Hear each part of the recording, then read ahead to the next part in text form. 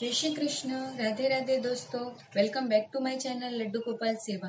तो कल हमने बातें की अधिक मास की कथा और उनका महत्व। तो आज हम जानेंगे कि इस मास में हमें कौन से व्रत करने चाहिए और उन व्रतों का नाम और किस दिन हमें कौन सी चीजों का दान करना चाहिए। तो आइए हम जानते हैं। शुक्ल पक्ष की एकम विनाशक व्रत, इस दिन हमें तिल का दान करना चाहिए। द्वितीया के दिन रुद्र व्रत, इस दिन हमें गुड़ का दान करना चाहिए। तृतीया के दिन नील व्रत, इस दिन हमें अपनी क्षमता अनुसार ब्राह्मणों को दक्षिणा या सीधा का दे सकते हैं। चतुर्थी के दिन प्रीति व्रत, इस दिन हमें माँ गौरी का पूजन करना चाहिए और सौभाग्यों की चीजों का दान करना चाहिए। पांचम के दिन शिव व्रत, इस दिन हमें गन्ने या कच्चे दूध का दान करना चाहिए। छठी के दिन सोम व्रत, इस दिन हमें नमक नहीं खाना चाहिए और नमक का दान करना चाहिए। सप्तमी और अष्टमी के दिन सुगति व्रत, इस दिन हमें सुखड़ की लकड़ियों का दान करना चाहिए और कच्चे चावल का भी दान करना चाहिए। नवमी के दिन वीर व्रत, अपनी क्षमता अनुसार छोटी कन्याओं तथा गौरी माता की पूजा करनी चाहिए। इस दिन हमें श्रृंगार की चीजों का दान करना चाहिए। दशमी के दिन त्र्यंबक व्रत, इस दिन हमें कुंभ यानी मटके का दान करना चाहिए और हो सके तो एक मटके को घी का दीपक जलाकर शिव मंदिर में रख आना चाहिए। इससे हमें शुभ फल की प्राप्ति होती है। एकादशी का व्रत तो अपने आप में ही महत्वपूर्ण होता है और पुरुषोत्तम मास में आया है, इसीलिए उनका महत्व तो कुछ और ही होता है।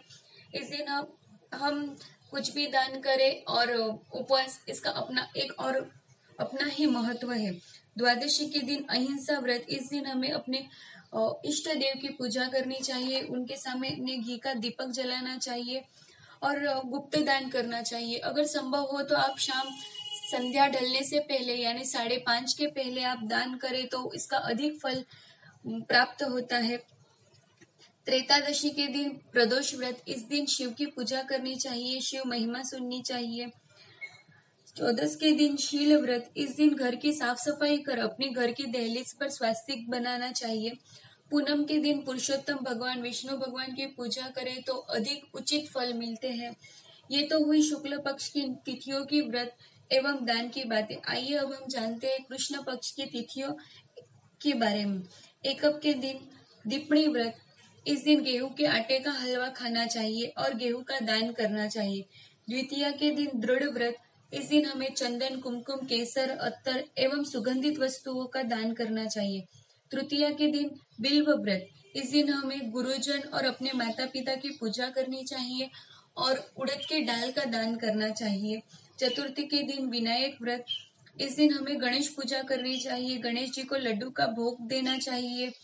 दुर्वा आदि उन्हें पसंद है, जैसे कि जासवंत का फूल, इन्हें अर्पित करना चाहिए और जो लड्डू का भोग है वो बच्चों में बांटना चाहिए। पंचमी के दिन प्रभाकर यानी सूर्य भगवान की पूजा करनी चाहिए और इस दिन हमें कोई भी एक ही अनाज खाना है, जैसे आप गेहूं खाए, चावल खाए, कुछ भी एक चीज आप खा सकते हैं और उसी चीज का दान करना चाहिए। छठी के दिन स्कंद पूजा, इस दिन हमें सुबह सूर्य भगवान को अर्घ देना चाहिए, सूर्य नमस्कार करना चाहिए, सूर्य नाम जाप करना चाहिए और अगर संभव हो तो अपनी क्षमता अनुसार एक छोटा सा होम कर उसमें दोपहर 12 बजे के पहले सूर्य भगवान के लिए 12 बार घी की आहुति देनी चाहिए। इससे शुभ फल की प्राप्ति होती है। सातम के दिन सरस्वती व्रत, इस दिन घर की साफ सफाई कर दरवाजे की दहलीज पर स्वास्तिक बनाना चाहिए, बच्चों को मिठाई खिलानी चाहिए। अष्टमी के दिन श्याम व्रत, इस दिन पुरुषोत्तम पुराण का पाठ करना चाहिए, श्रवण करना चाहिए। अगर कोई कथा कर रहा हो तो उसकी पूजा कर दक्षिणा देनी चाहिए। नवमी के दिन विश्वनार व्रत, इस दिन व्रत करने वालों को चावल की बनी खीर ही खानी चाहिए और कच्चे चावल का एवं गुप्त दान करना चाहिए।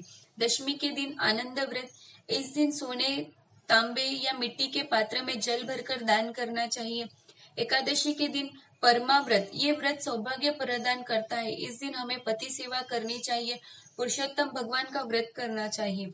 द्वादशी के दिन वीर व्रत, इस दिन हमें तीर्थ स्थल पर स्नान करना चाहिए, तीर्थ स्थल की पूजा करनी चाहिए और अगर ये संभव ना हो तो आप घर के ही जल में थोड़े गंगा जल की बूंदें डालकर भी आप स्नान कर सकते हैं और मन में कोई भी तीर्थ स्थल का नाम याद कर उनकी मन ही पूजा कर सकते हैं। त्रेतादशी के दिन यदु व्रत, इस दिन हमें व्रत दोपहर में नहीं खोलना चाहिए। इस दिन अगर आप व्रत रहते हो तो आपको दोपहर में भोजन नहीं करना है, आपको शाम को ही एक समय भोजन करना है।